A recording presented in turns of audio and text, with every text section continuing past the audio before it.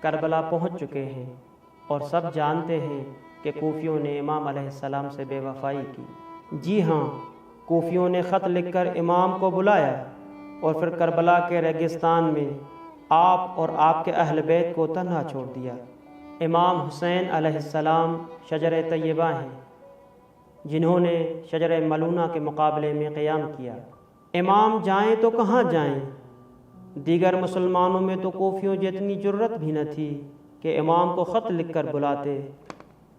اگر مکہ و مدینہ والوں کی طرف سے امام حسین علیہ السلام کو دعوت دی جاتی تو امام کیوں کر کوفے آتے اور اہل کوفہ کے دھوکہ دینے کی نوبت ہی نہ آتی۔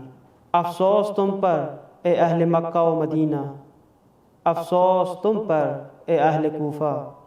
اہل کوفہ نے اہل بیت کو فقط 5 سال دیکھا تھا، جبکہ مکہ و مدینہ کے لوگ آپ کو بچپن سے جانتے تھے۔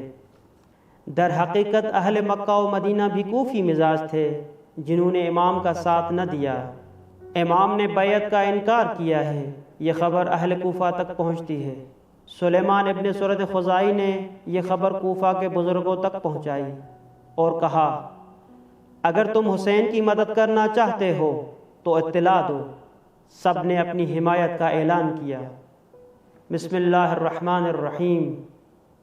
حسین ابن علی کی طرف سلیمان ابن سرد خزائی، مسیب ابن نجبہ، رفعت ابن شداد، حبیب ابن مظاہر اور کوفہ کے تمام شیعوں اور مسلمانوں کی طرف سے۔ اما بعد، ہمارا کوئی رہنما نہیں ہے۔ اے حسین، اگر آپ آ جائیں تو شاید ہم آپ کی رہنمائی میں ہدایت پا سکیں۔